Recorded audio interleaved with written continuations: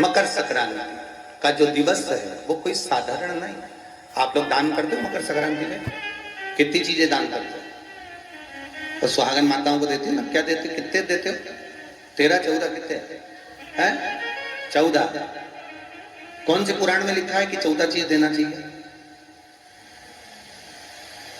अरे बोलते जाओ जरा जल्दी। बड़ी मुश्किल से तो पकड़ाई में आते हो तुम शिवरी नारायण वालों। 14 चीजें दान देना है। किस पुराण में लिखा है? कोई तुमसे पूछ सकता है तो महाराज आप कह सकते हो अग्नि पुराण में वर्णन आता है। कौन से पुराण में लिखा है? अग्नि पुराण में लिखा। देवऋषि नारद भगवान विष्णु के पास जाकर पूछते हैं, नारायण कृपा करिए। भगवान विष्णु ने पूछा क्या बात है, बोलिए। देवऋषि नारद क्या चाहते क्या हो वो बताओ। महाराज हमें इतना सा बता दो, शिव जी के यहां जाते हैं तो पहले उनके द्वारपाल से पूछना पड़ता है अंदर जाने के लिए। ब्रह्मा जी के यहां जाते हैं तो ब्रह्मा जी के द्वारपाल से पूछना पड़ता है। इंद्र के यहां जाते हैं तो इंद्र के द्वारपाल से पूछना पड़ता है। हम जितनी भी जगह जाते हैं तो कोई ना कोई द्वारपाल से हमें पूछना पड़ता है अंदर जाने के लिए। भगवान देवऋषि नारद कह रहे हैं नारायण से कुछ ऐसी कृपा कर दो कि हमें किसी से आज्ञा लेना ही नहीं पड़े। भगवान विष्णु तो उनकी बात को बस थोड़ा सा सुने और अंदर चले गए। नारद जी को लगा हमारा तो कोई जवाब ही नहीं दिया। नारद जी वहीं पर टिक गए, खड़े रहे, नाम जाप करते। विष्णु वापिस आए और देवऋषि नारद से कहा एक काम करो, जब सूर्य मकर में प्रवेश करते हुए उत्तरायण की ओर जावे, उस घड़ी उस पल में देवऋषि नारद तुम 14 बार भगवान के नाम का, शिव नाम का दान दे दीजिए। भगवान नारायण के नाम का, राम नाम का, कृष्ण नाम का दान दे दीजिए। अब देखो यहां पर यह नहीं लिखा कि प्लास्टिक का डब्बा दो। समझ लेना जी अच्छे से कि लोगों ने दान को कितना भ्रष्ट कर दिया वो बताया जा रहा है। अग्नि पुराण में यह नहीं लिखा कि तुम प्लास्टिक की चाय की चन्नी दो 14, बाल्टी दो 14, या प्लास्टिक का डब्बा दो 14 है। यहां पर यह नहीं लिखा है कुछ भी हो।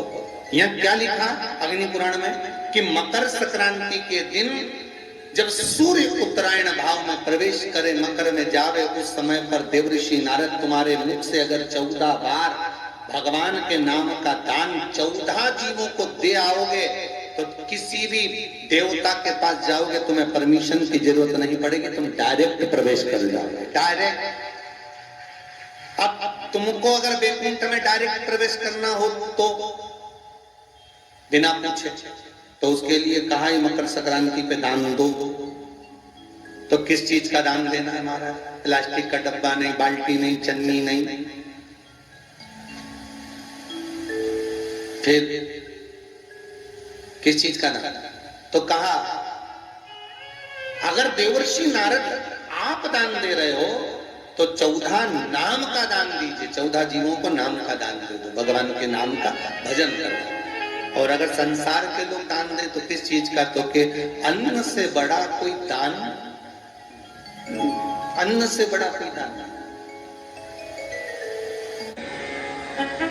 अच्छा कई लोग कहते हैं कि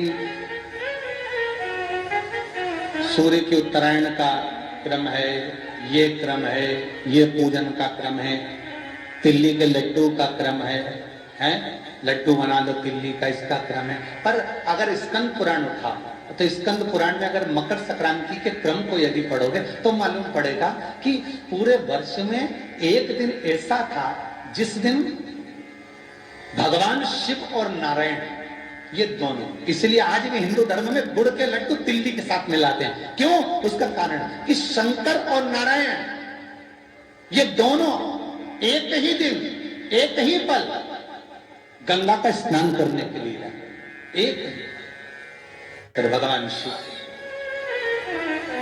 देखिए कितना कितना हमारे हिंदू धर्म में एक एक तिथि का, एक एक वार का एक महत्व है, उसको समझिए। माता लक्ष्मी भगवान नारायण और भगवान शिव को स्नान के लिए गुप्त रूप से झांकती है। तो भगवान विष्णु ने तिरछी दृष्टि में माता लक्ष्मी को देखा, तिरछी दृष्टि। तो माता लक्ष्मी को देखकर भगवान विष्णु शिव जी को देखे तो शंकर भगवान ने कहा, नारायण हमने देख लिया महारानी लक्ष्मी झांक रही है, हमने वर दे दिया कि लक्ष्मी का एक नाम गुप्त लक्ष्मी रहेगा, ये छुपी रहेगी। और आज मकर संक्रांति के दिन नारायण और शिव का दर्शन इस लक्ष्मी ने करा है।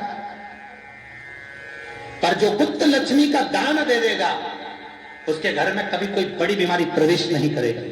कैंसर जैसा रोग, किडनी और लीवर का रोग नहीं हो सकता। आज भी नियम है कि मकर संक्रांति के दिन एक लड्डू बनाया जाता है गुड़ और तिल्ली का, उसमें 1 का सिक्का 2 का सिक्का या कोई लक्ष्मी उसमें फंसा दी जाती है और लड्डू को पैक कर कर किसी मंदिर में दान दे दिया जाता है। उसको कहते हैं गुप्त लक्ष्मी, जिससे घर में कोई बड़ी बीमारी प्रवेश नहीं, वो केवल मकर संक्रांति को होता है।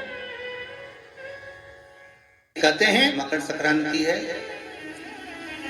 जिस समय पर कल सूर्य उत्तरायण आ जाए और पहले दिन उत्तरायण के दिन ही जब संध्या का समय होता है, शाम का समय होता है, महाराज संध्या का जो समय होता है शाम का, अगर कोई बच्चा पलंग पर बाथरूम करता हो, गंदगी करता हो, सारी औषधि कर ली, दवाई कर ली, और या बच्चा रात्रि को उठकर चिड़चिड़ करता हो या रोता हो रात भर, महाराज उसके लिए, या माता के स्तनों में बच्चे को पिलाने के लिए दूध ना आता हो उसके लिए, या बच्चा रुदन करता हो या बच्चा गंदगी करता हो उसके लिए, कल शाम के समय पर प्रथम दिन में जब भगवान उत्तरायण आ रहे हैं मकर राशि के अंतर्गत, तो शाम के समय पर मकर संक्रांति के दिन गुड़ को पानी में मिलाकर शिवजी पर लेपन कर दो, उसी हाथ को बच्चे को मंदिर के बाहर चटा दो महाराज, फिर वो पलंग पर कभी गंदगी नहीं करेगा महाराज। जिस नारी का स्तन में दूध नहीं आता हो बच्चों को पिलाने के लिए, उसको भी अगर चटा दिया जाए तो स्तन में दूध आना प्रारंभ हो जाए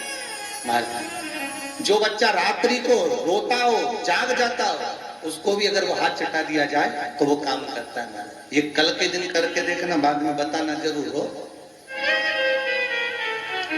शुगर वाले जीव जिनकी शुगर ऊंची नीची हो रही हो, ज्यादा शुगर की परेशानी आ रही हो और इंजेक्शन लेना पड़ रहा हो, उनके लिए निवेदन है काली तिल्ली कल के लिए है ये खास तौर से, बाकी के शुगर के लिए तो उपाय और बाद में बता देंगे, पर कल के लिए जो करना चाह रहे हैं जिनकी शुगर लेवल में नहीं आ रही, काली तिल्ली शंकर भगवान के शिवलिंग पर समर्पित कर दो और उस काली तिल्ली को जब शिव जी पर चढ़ाएं तो महाराज हाटकेश्वर महादेव का नाम लेना है।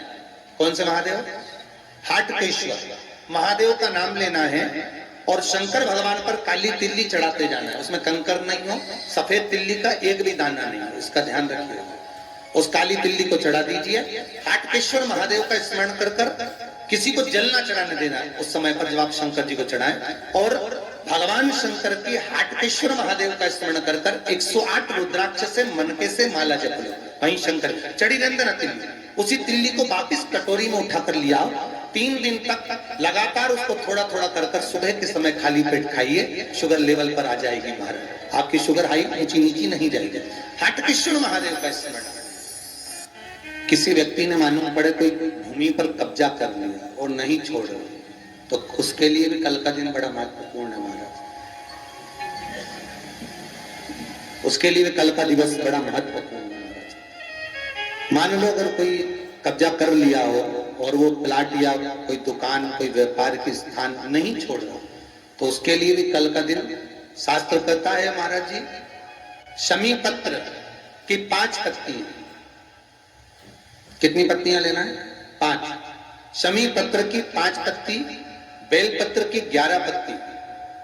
मकर राशि में प्रवेश करते समय सूर्य का स्मरण करते हुए सूर्य पे से 7 बार घुमाकर भगवान शिव का नाम मंत्र लेते हुए, जो शिव महापुराण का मूल मंत्र है, श्री बोलिए जम के, श्री शिवाय नमस्तुभ्यम, शिव महापुराण के मूल मंत्र का स्मरण कर कर सूर्य पर से घुमाकर शंकर भगवान के शिवलिंग पर जो समर्पित कर देता है और चढ़ी हुई एक बेलपत्र शमी पत्र उस स्थान पर डाल देता है जो कब्जा नहीं छोड़ रहा, महाराज 6 महीने के अंदर वो कब्जा छोड़कर भागता नजर आता।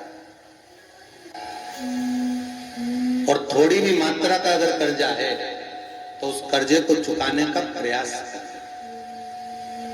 और अगर नहीं चूक रहा तो कल सूर्य जब मकर में उत्तरायण भाव में प्रवेश कर रहा है तो 1 लोटा पानी कलश महाराज उसमें जल भर लीजिए और जल भरकर उसमें 7 दाने चने की दाल के डाल लीजिए।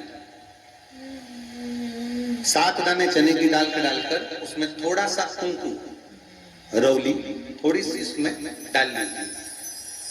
3 शमी पत्र 1 बेल पत्र उस जल के अंदर डाल लीजिए महाराज, और डालकर सूर्य नारायण भगवान को दर्शन करते समय जल छोड़ते समय उत्तर की ओर, आपके घर से जब उत्तर का जो भाग हो उस ओर जल का भाग थोड़ा सा छोड़े। आखिरी का बचा हुआ जो जल और बेलपत्र और शमी पत्र है एक साथ जब छूने तो जितना अपने मन में भाव हो कि हमारा इतना कर्जा है बाबा वो चूक जाए, या कोई पैसे नहीं दे रहा है उसका भी स्मरण कर सकते हैं कि हमारा इतना रुपया लेना, और वो जल शमी पत्र बेलपत्र उसी समय पर नीचे डाल देना, उसका छींटा थोड़ा सा अपने ऊपर लेकर प्रवेश करना। महाराज